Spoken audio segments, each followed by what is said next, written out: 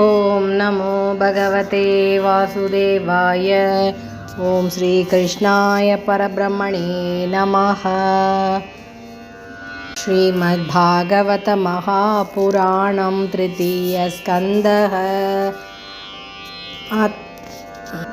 अथ तृतीयोऽध्यायः।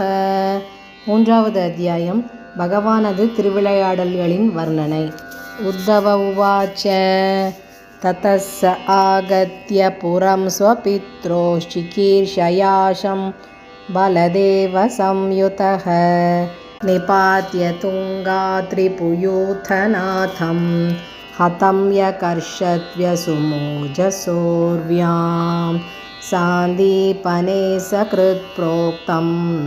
ब्रह्माधीत्य सविस्तरम् तस्मै प्रादात्वरं पुत्रं मृतं पञ्चजनोदरात् समाहुता भीष्मककन्यया ये श्रियः सवर्णेन बुभूषयैषां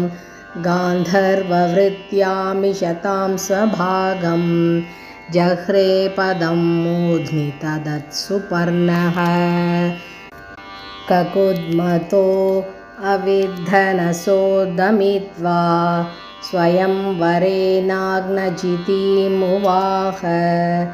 तद्भग्नमानानपि क्रुध्यतोऽग्न्याजग्ने क्षतशस्त्रवृतस्वशस्त्रैः प्रियं प्रभोर्ग्राम्य इव प्रियाया विदित्सुरार्च्छद्युतरुं यदर्थे वज्र्यात्रवत्तं स गणोरुषान्धः क्रीडामृगो नोनमयं वधूनां सुतं मृधेकं वपुषाग्रसन्तं दृष्ट्वा सुनाभोन्मतितं धरित्र्या आमन्त्रितस्तत्तनयाय शेषं धत्वा तदन्तःपुरमाविवेश तत्राहृतास्ता नरदेवकन्याः कुजेन दृष्ट्वा हरिमार्तबन्धुम् उत्थाय सद्यो जगृहुः प्रहर्ष व्रीडानुरागप्रहितावलोकैः आसां मुहूर्त एकस्मिन्नानागारेषु योषितां सविदं जगृहे पाणिननुरूपस्वमायया तास्वपत्यानि अजनयत् आत्मतुल्यानि सर्वतः एकैकस्यां दश दश प्रकृतेर्विभुभूषया कालमागतशाल्वादीन्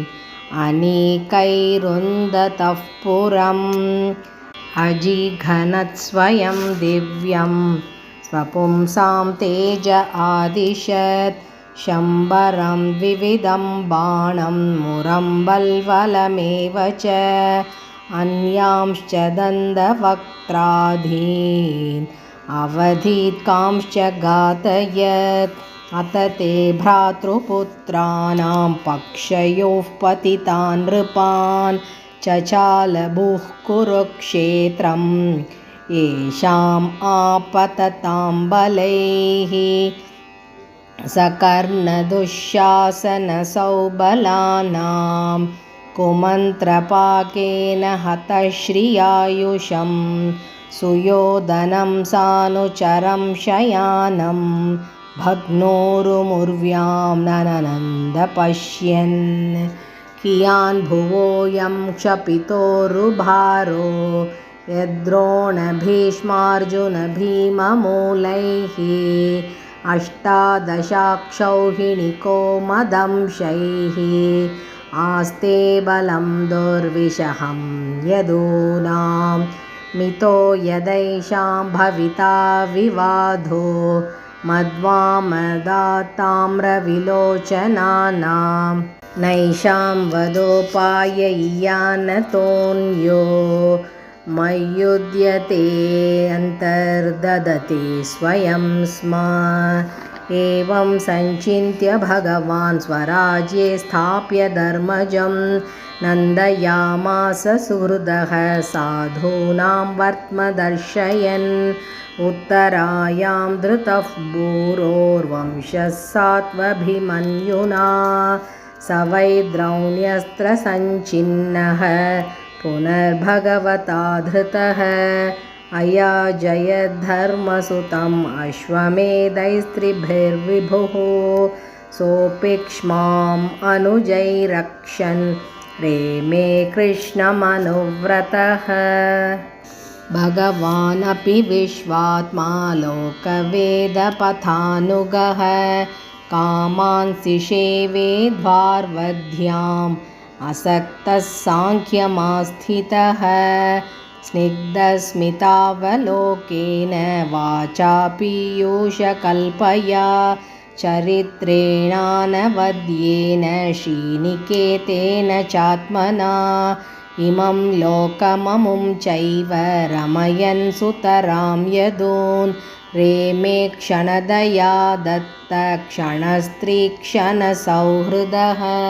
तस्यैवं रममानस्य संवत्सरगणान् बहून् गृहमेधेषु योगेषु विरागः समजायत दैवाधीनेषु कामेषु दैवाधीनः स्वयं पुमान् को विस्रम्भेत योगेन योगेश्वरमनुव्रतः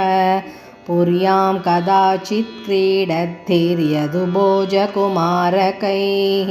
कोपिता मुनयः शेपुर्भगवन्मतकोविदाः ततः कतिपयैर्मासैः वृष्णिभोजान्तकादयः ययुः प्रभासं संहृष्टा रतैर्देवविमोहिताः तत्र स्नात्वा पितॄन् देवान् ऋषींश्चैव तदम्भसा तर्पयित्वात विप्रेभ्यो गावो बहुगुणा दतुः हिरण्यं रजतं शय्यां वासांसि अजिनकम्बलान् यानं रथानिभान् कन्याधरां वृत्तिकरीमपि अन्नं चोरुरसं तेभ्यो दत्त्वा भगवदर्पणं गोविप्रार्तासवशूराः प्रणेमुर्भुवि मूर्धभिः इति श्रीमद्भागवते महापुराणे पारमहंस्यां संहितायां तृतीयस्कन्धे विदुरोद्धवसंवादे तृतीयोऽध्यायः। हरे नमः हरे नमः हरे नमः। गोपिका जीवनस्मरणं गोविन्द गोविन्द।